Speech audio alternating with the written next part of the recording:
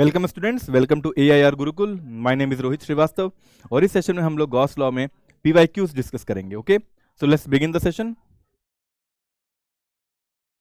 तो पहला क्वेश्चन जो जेईई एडवांस 2014 में पूछा गया है, लेट्स सॉल्व इट आउट कि charges Q, 2Q, 4Q are uniformly distributed in 3 dielectric solid spheres. अब देखो यहाँ पर डाइलेक्ट्रिक सॉलिड स्फीयर की बात की गई है, यानी कैसे स्फीयर्स हैं ये, इनके वॉल्यूम में चार्ज भरे हुए हैं। ठीक है, 1, 2 एंड 3, स्फीयर 1, स्फीयर 2, स्फीयर 3, जिनका रेडियस r/2 दिया हुआ है, r दिया हुआ है और इसका रेडियस 2r दिया हुआ है। If magnitudes of electric fields at point P at a distance r from the centers of the spheres 1, 2 and 3 are, इस पर्टिकुलर पॉइंट P पे इलेक्ट्रिक फील्ड E1 है इस केस में, यहां पर पॉइंट P पे इलेक्ट्रिक फील्ड E2 है और यहां पर पॉइंट P पे इलेक्ट्रिक फील्ड E3 है। तो हमें इनका रिलेशन फाइंड आउट करना है कि E1, E2, E3 में रिलेशन क्या होगा, कौन बड़ा कौन छोटा होगा और उनका ऑर्डर क्या होगा। अच्छा, अब देखो E1 निकालना बड़ा ही आसान है, क्योंकि E1 के लिए हमें पता है ये पूरा चार्ज स्फीयर जो है एक पॉइंट चार्ज की तरह बिहेव करेगा, बिकॉज R देखो वो इस रेडियस से बाहर है, राइट। तो इलेक्ट्रिक फील्ड का फॉर्मूला हमें पता है क्या होता है, KQ/R²। R लेंथ है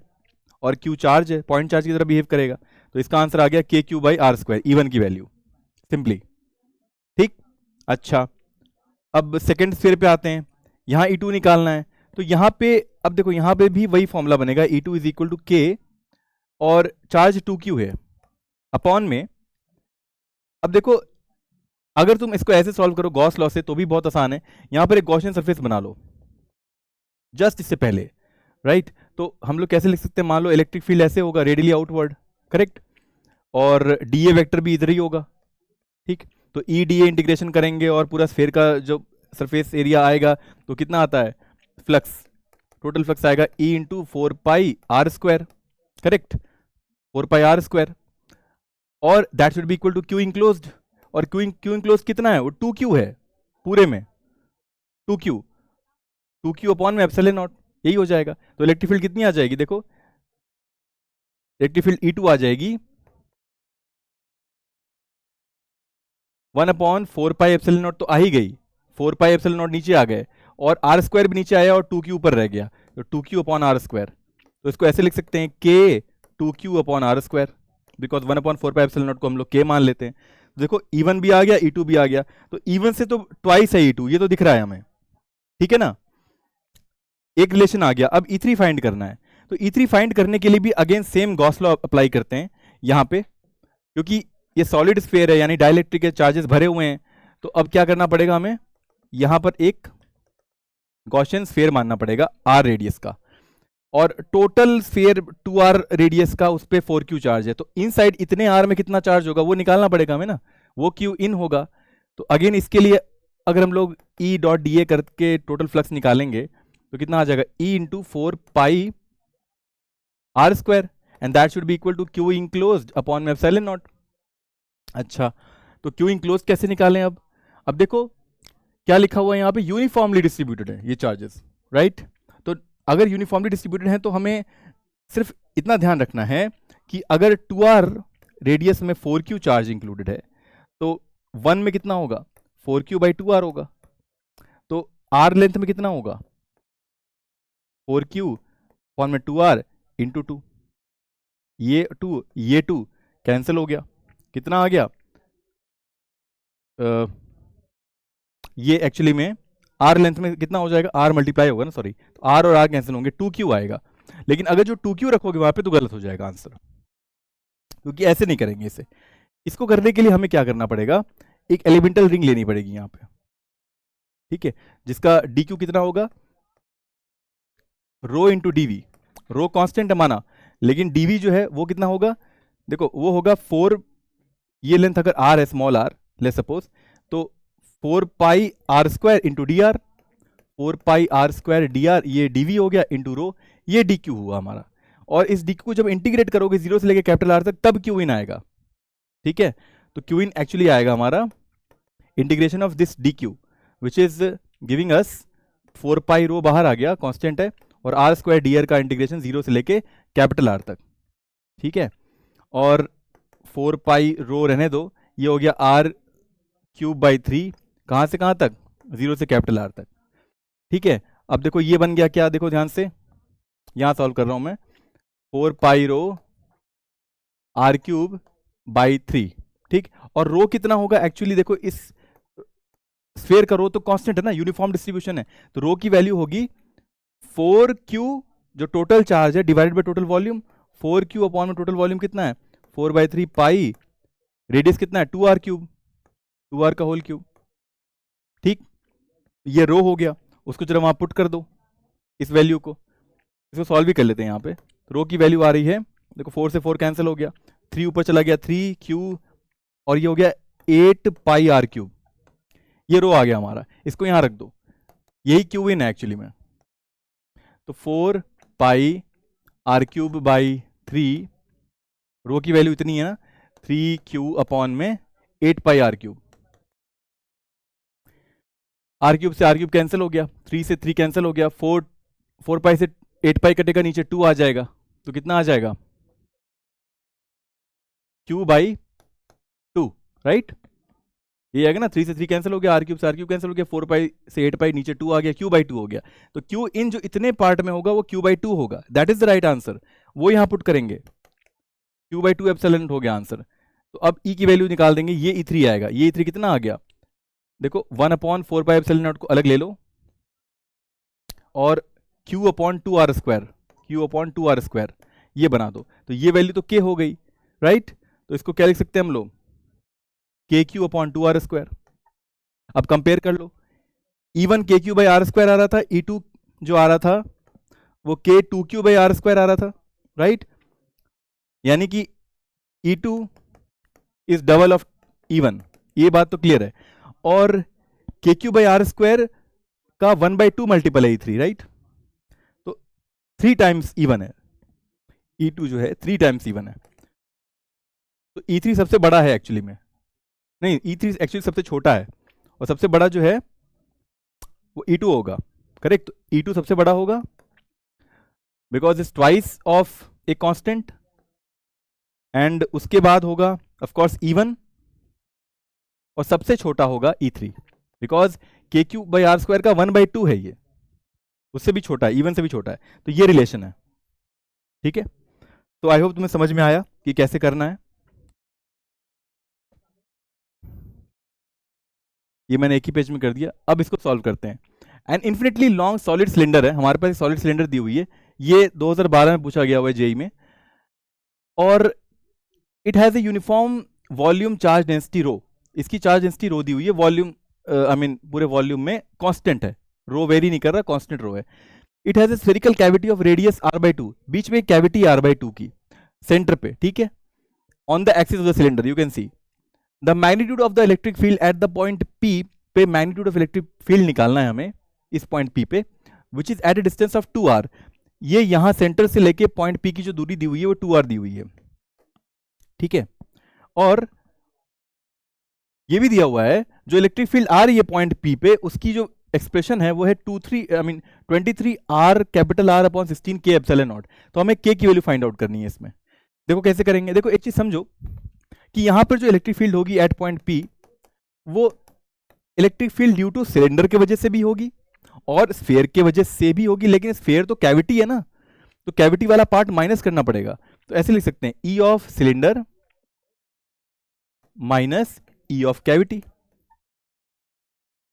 ठीक, अच्छा अब देखो पहले हम लोग E ऑफ, अच्छा EP दिया ही हुआ है हमें, ये EP है which is 23r upon 16 K epsilon not, हमें क्या फाइंड आउट करना है, K की वैल्यू फाइंड आउट करनी है। तो पहले क्या करते हैं, ई सिलेंडर फाइंड आउट कर लेते हैं। ई सिलेंडर फाइंड आउट करने के लिए क्या करेंगे, देखो यहां पर एक गॉसियन सरफेस बनाओ which is a cylinder only, एक गॉसियन सिलेंडर बनाया हमने एल लेंथ की, ठीक है, एल लेंथ का हमने एक गॉसियन सिलेंडर बना दिया। तो अब इस पॉइंट पे इलेक्ट्रिक फील्ड निकालने जाएंगे हम लोग, तो वो इस तरफ होगी, है ना, अच्छा ये इलेक्ट्रिक फील्ड किसके वजह से, सिलेंडर के वजह से, वही हम निकाल रहे हैं, और डीए वेक्टर जो है वो भी रेडियली आउटवर्ड होगा, और देखो इस सरफेस में और इस सरफेस में angle I mean electric field और एरिया वेक्टर का एंगल जो है 90 है, तो फ्लक्स 1 और फ्लक्स 2 0 हो जाएंगे, ये तो हम करते आए हुए हैं, जो फ्लक्स होगा वो इस कर्व सरफेस की वजह से होगा, जिसकी वैल्यू कितनी आएगी ई सिलेंडर में, ये ई सिलेंडर है, जिसकी वैल्यू आएगी आई मीन फ्लक्स सिलेंडर कितना होगा, flux due to curve surface area हो जाएगा ई इंटू 2 पाई, आर की वैल्यू 2 आर है ना सेंटर से, 2 pi into 2 r into length हमने एल मानी हुई है, ये हो जाएगी। ठीक है, अगर ई हमने कौन सा निकाला, सिलेंडर का निकाला है तो, और ये 5 किसके बराबर होना चाहिए, flux total should be equal to Q in upon epsilon naught. अब क्यू इनक्लोज्ड कैसे निकालेंगे, इसे समझो। क्यू इनक्लोज निकालने के लिए तुम देखो, सिर्फ इतना वाला सिलेंडर, राइट, अगर चार्ज डेंसिटी रो दी हुई है, इसकी चार्ज डेंसिटी रो दी हुई है, राइट, और वॉल्यूम है ना, वॉल्यूम चार्ज डेंसिटी दिया हुआ है, तो इसके पूरे के अंदर वॉल्यूम में चार्ज फैला हुआ है,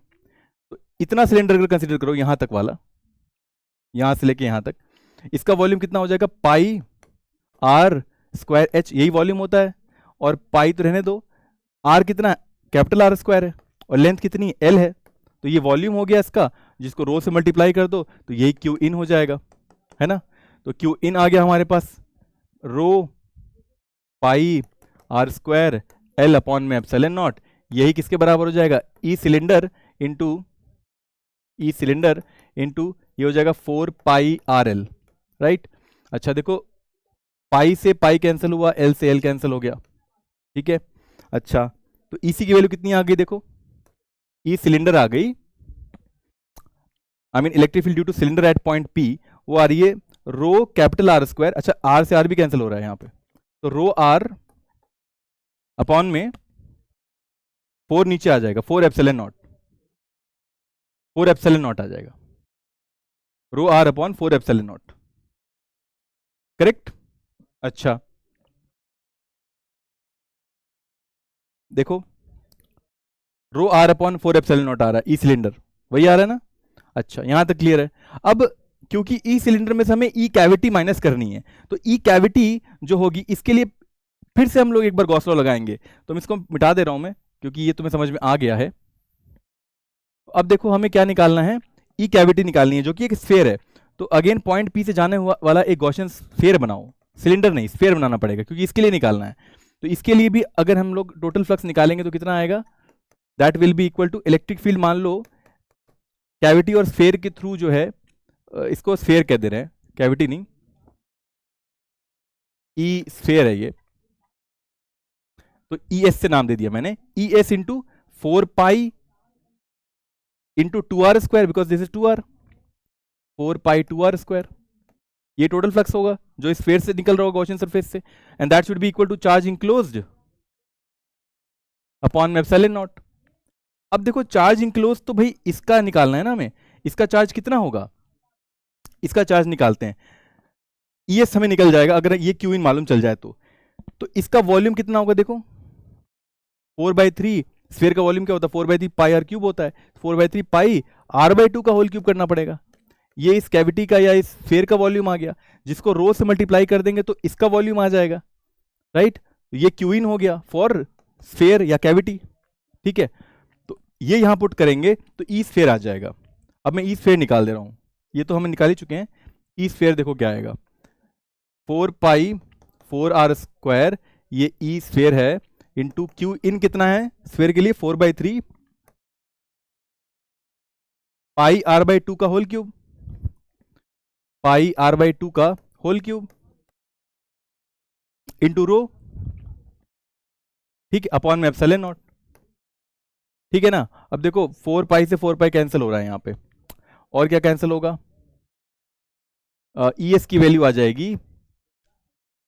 यहां रह गया आर क्यूब रो अपॉन में ये 3 है नीचे, और यहां आ जाएगा 8, 8 3 24 एप्सिलॉन नॉट आ गया, और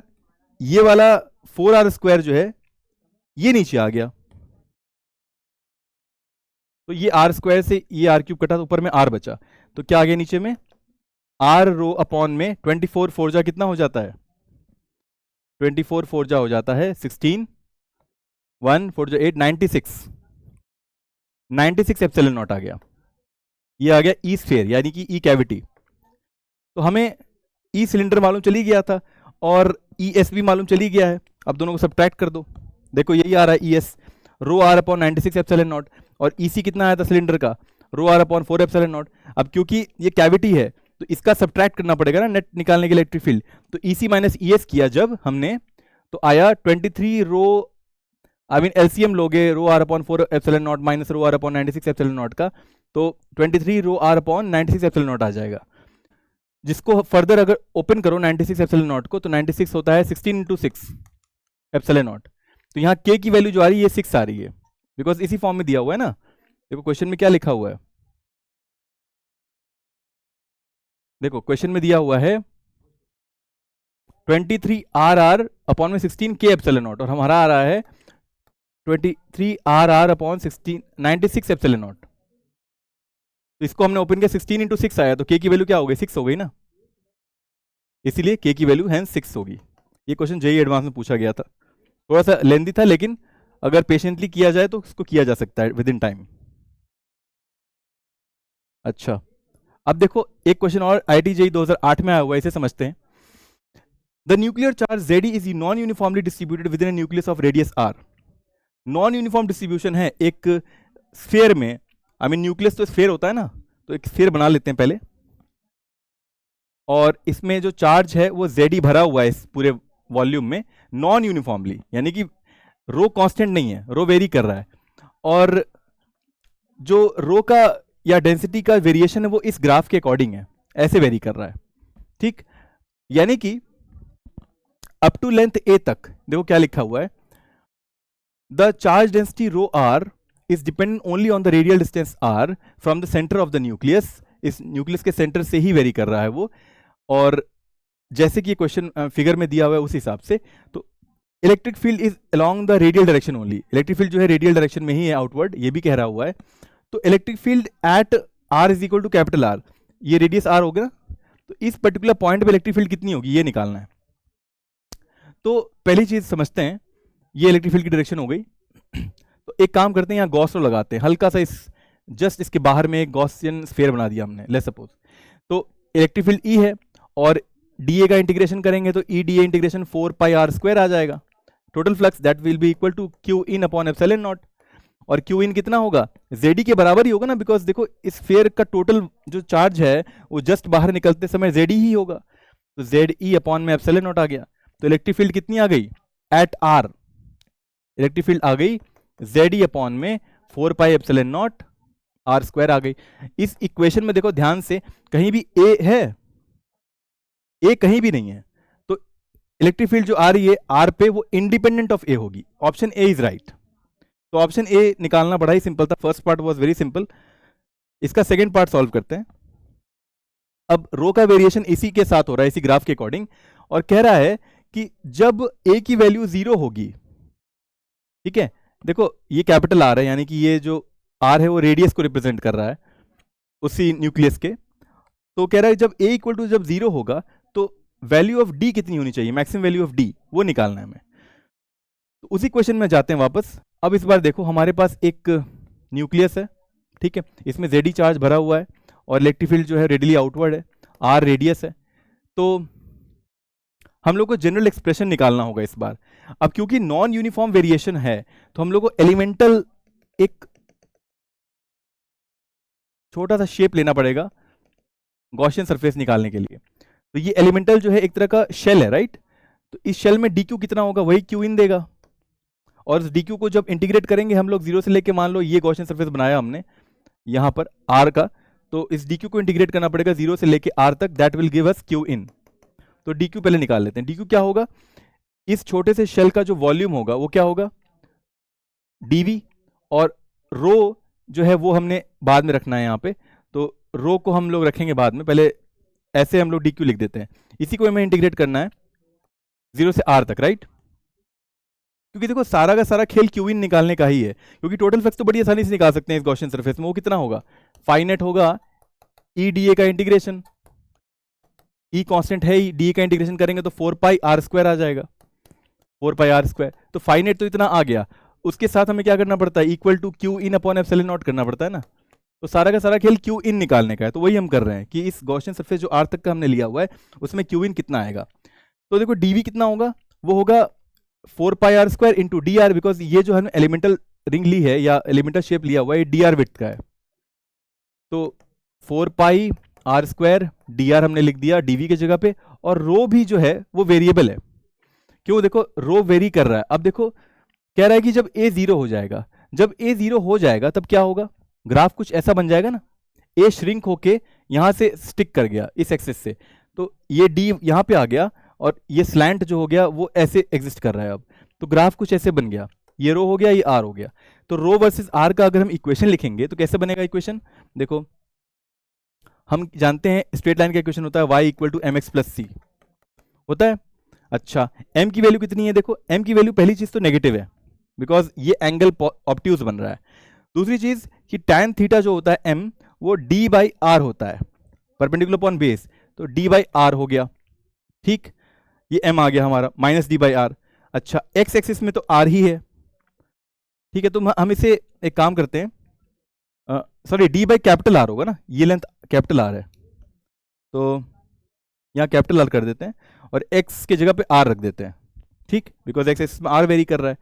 और इंटरसेप्ट कितना है, c इंटरसेप्ट होता है प्लस d है, यहाँ प्लस d लिख दिया, और y एक्सिस पे क्या है, रो है, तो रो का वेरिएशन r के साथ कुछ इस तरह आ रहा है जब a की वैल्यू 0 है तब। ठीक है, तो वो रो को हम लोग उठा के यहां रख देते हैं। अब कितना है, d minus D r by r, ये रो हो गया। dv हमने इतना रखा था, इतना पार्ट dv है, और ये रो हो गया। अब इसी को इंटीग्रेट करना है 0 से लेके r तक, गॉसियन सरफेस तक, तो हमें q इन आ जाएगा, volume enclose, I mean charge enclose इतने वॉल्यूम में। तो अब हमारे पास सिर्फ मैथ्स की ही जरूरत है यहाँ पर थोड़ी बहुत, तो देखो सॉल्व करते हैं। तो मैं काम करता हूँ, इसको रब कर देता हूँ फिलहाल के लिए। तो देखो इंटीग्रेट करेंगे हम लोग तो क्या आएगा, क्यू इन की वैल्यू आ जाएगी, ये टर्म मल्टीप्लाई होगा तो क्या बन जाएगा, 4 pi D r square D r का इंटीग्रेशन होगा ना सिर्फ पहले वाले टर्म में 0 से r तक, ठीक है ना। और सेकेंड वाले टर्म में देखो क्या हो रहा है, 4 पाई और देखो माइनस साइन तो लगेगा ही बीच में, और 4 पाई रहेगा ही रहेगा, नीचे कैपिटल आर रहेगा ही रहेगा। अच्छा, और यहां पर डी जो है वो ये वाला डी है, और ये डी आर जो डिफरेंशिएशन वाला है, तो कंफ्यूज मत होना, ठीक है ना। और साथ में एक आर है, अलग वाला आर, तो ये आर स्क्वायर आर क्यूब बन गया, और एक डी तो आया ही आया, और आर क्यूब आ गया, और डी आर आ गया साथ में, 0 से r तक इंटीग्रेशन। ये समझ में आया, ये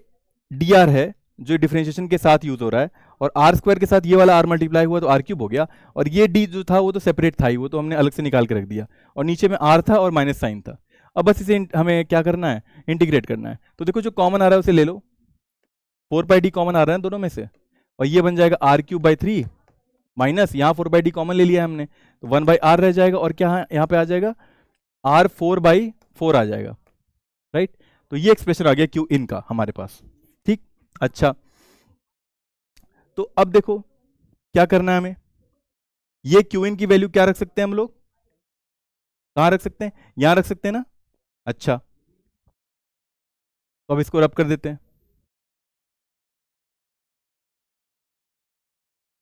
तो E into 4 pi r square into, हमें एक्चुअली में क्या चाहिए,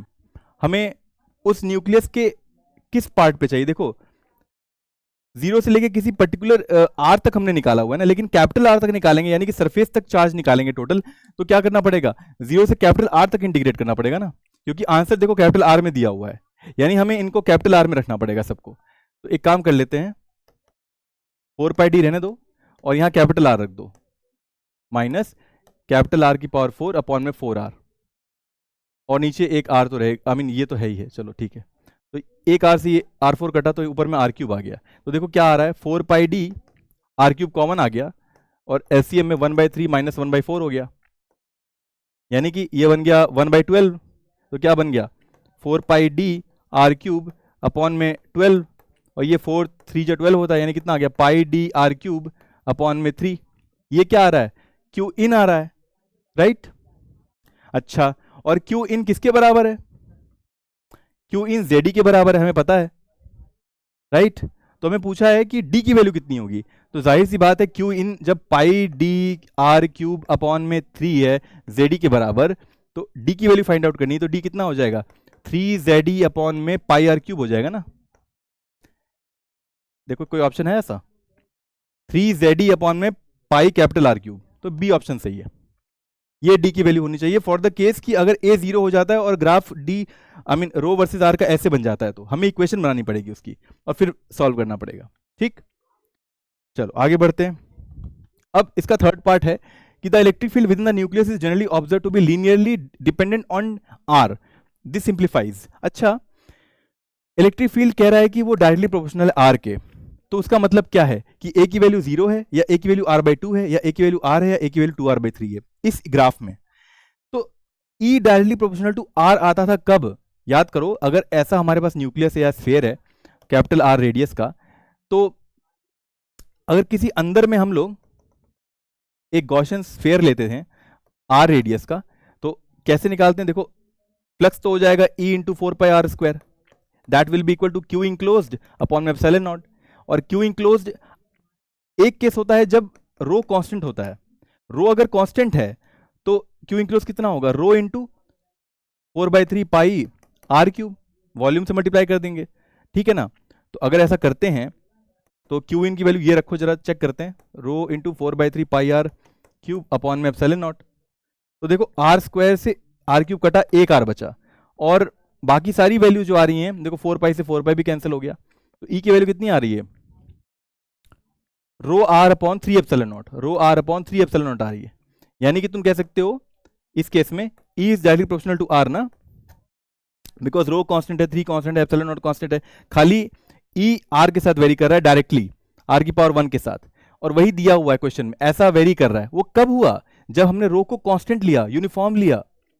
यानी कि इससे ये प्रूफ होता है कि इस पर्टिकुलर कंडीशन में रो जो है, चार्ज जो डेंसिटी है वो कांस्टेंट है न्यूक्लियस के अंदर, ठीक है। तो इसका क्या मतलब हो सकता है, इसका मतलब हो सकता है अगर रो कांस्टेंट है तो उसका ग्राफ जो होना चाहिए पैरेलल होना चाहिए ना, टाइम आई मीन इस एक्सिस के थ्रू आउट, यहां तक रेडियस तक। ये वाला पार्ट जो स्लैंट आ रहा है, वेरिएबल आ रहा है, ये नहीं आना चाहिए। यानी कि क्या होना चाहिए, ए की वैल्यू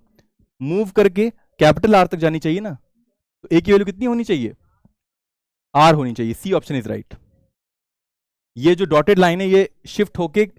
इस लाइन पे कोइंसाइड करनी चाहिए, तभी जाके ये पूरी लाइन कांस्टेंट हो पाएगी कैपिटल आर तक, सरफेस तक न्यूक्लियस के, यानी रेडियस कैपिटल आर तक। तो उसके लिए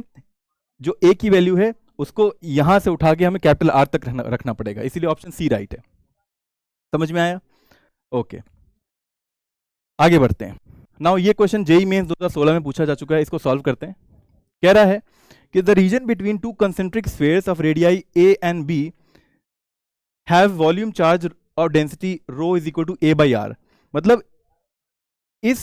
कंसेंट्रिक शेल के बीच में जो एरिया है या वॉल्यूम है, इसमें चार्ज भरा हुआ है, ठीक है। और किस तरह भरा हुआ है, rho is equal to A by r के वेरिएशन से। यानी कि जैसे आर यहां से हम आगे बढ़ेंगे, ए से आगे बढ़ेंगे बी तक जाने के लिए, तो आर जैसे जैसे चेंज होगा वैसे वैसे रो भी उसी हिसाब से चेंज होगा, ए बाई आर से, और एक कांस्टेंट है इसमें, ठीक है। ठीक है, और क्या दिया हुआ है, हमें क्या फाइंड आउट करना है, such that electric field in the region between the spheres will be constant. अच्छा, ये भी दिया हुआ है कि इलेक्ट्रिक फील्ड इस रीजन में कांस्टेंट है, यानी जो इलेक्ट्रिक फील्ड इस पॉइंट पे होगी, मान लो इसे ई नाम दिया हमने, और यहां पर जस्ट से बंद होने से पहले, इस स्फीयर के बंद होने से पहले अगर ई बी नाम दिया इलेक्ट्रिक फील्ड है, तो ये ई बी के बराबर है, ये भी दिया हुआ है, ठीक। अच्छा, तो हमें क्या निकालना है कि ए की वैल्यू निकालनी है, right. We have to find out A की वैल्यू कितनी होगी, ठीक है। तो सॉल्व करते हैं, हमें जो इन्फॉर्मेशन दी उसी हिसाब से चलते हैं। ई ए इक्वल टू ई बी दिया हुआ है, तो पहले ई ए निकालने की कोशिश करते हैं। तो ई ए निकालने के लिए क्या करेंगे, जस्ट ए के जस्ट बाहर, इस रेडियस के जस्ट बाहर एक गॉसियन स्फीयर बनाएंगे, ठीक है। तो इलेक्ट्रिक फील्ड मान लो यहां पर ई ए है,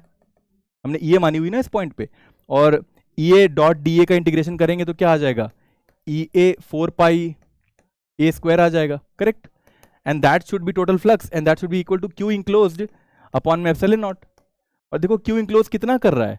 ये शेल है, ये कंसेंट्रिक स्फीयर दिया हुआ है, ठीक है ना,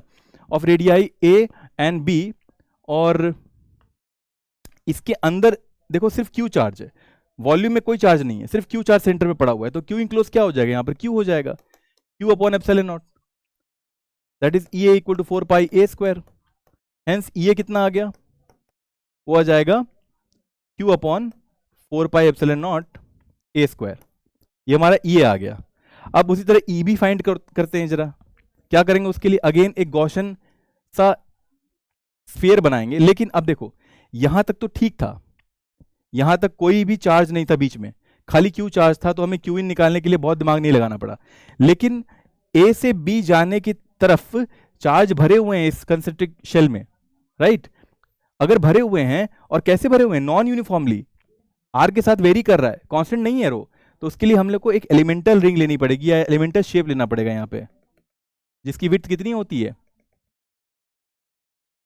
डी आर होती है, और रेडियस हमने मान लिया आर है, ठीक है। तो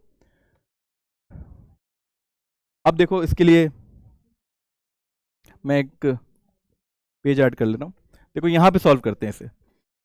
ये वो स्फीयर था हमारे पास ए रेडियस का, यहां सेंटर पे क्यू था, और एक और स्फीयर था यहां पे बी, राइट। अच्छा, अब हमें ये पता है कि यहां से लेके यहां तक में charge very, I mean volume very कर रहा है ए बाई आर से,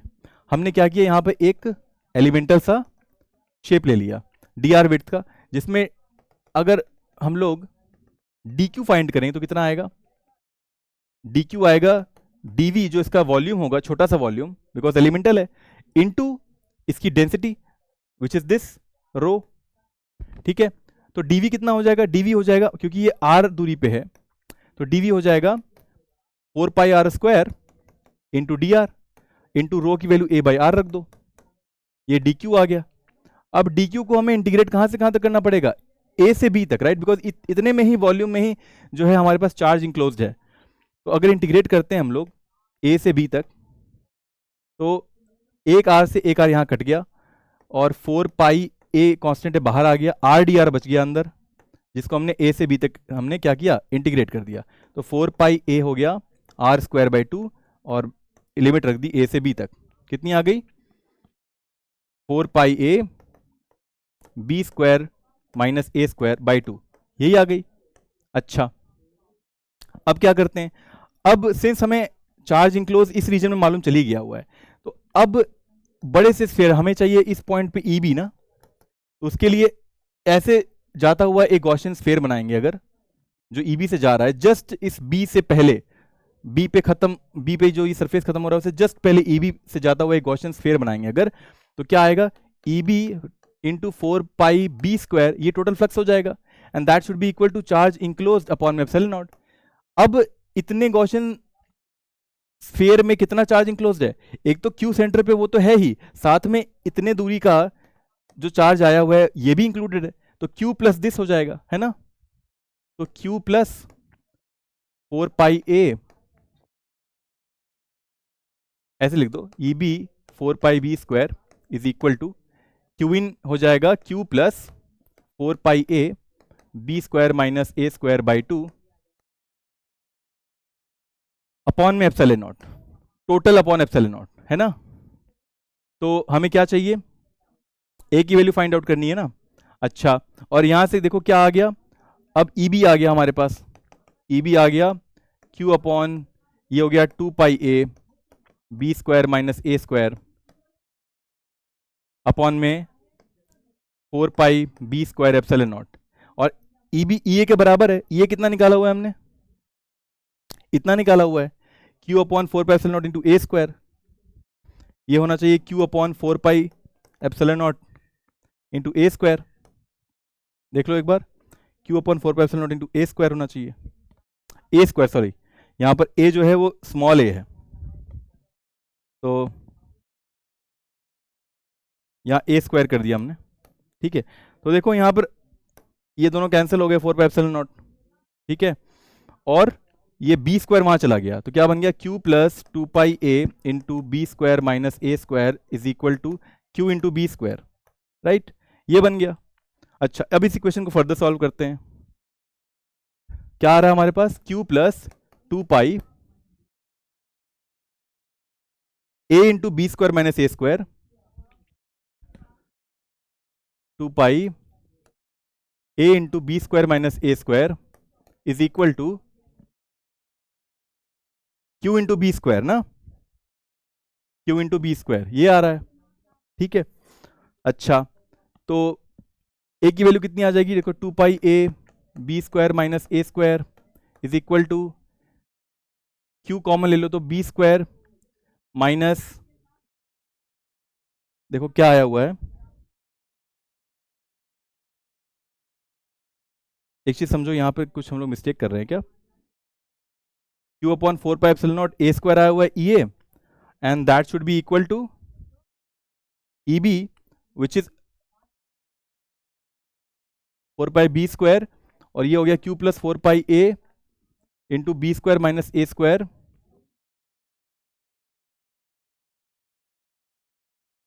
डीवी इंटू रो किया हमने, ठीक है, ये इतना आया 4 पाई a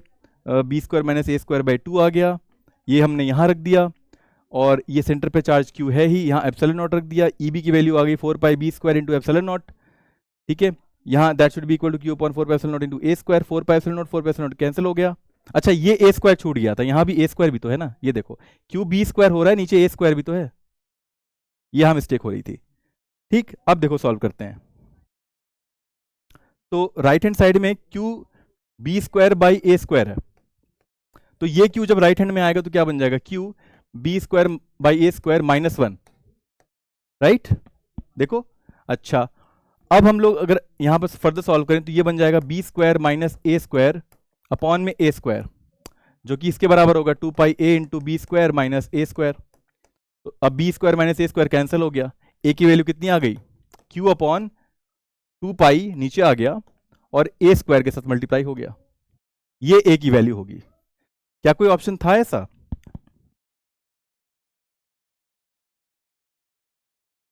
2 पाई ए की वैल्यू फाइंड आउट करनी थी ना, देखो कितनी आ रही है हमारी, q upon 2 pi A square, q upon 2 pi A square, option A is right, ठीक है। तो ये क्वेश्चन जेईई मेंस 2016 में पूछा गया था। सो आई होप तुम्हें आज के पीवाईक्यू समझ में आए, और इसी के साथ ये सेशन कंप्लीट होता है स्टूडेंट्स। अगले सेशन में फिर मिलेंगे एक नए टॉपिक के साथ। Until then keep learning and keep having fun with physics. Thank you very much.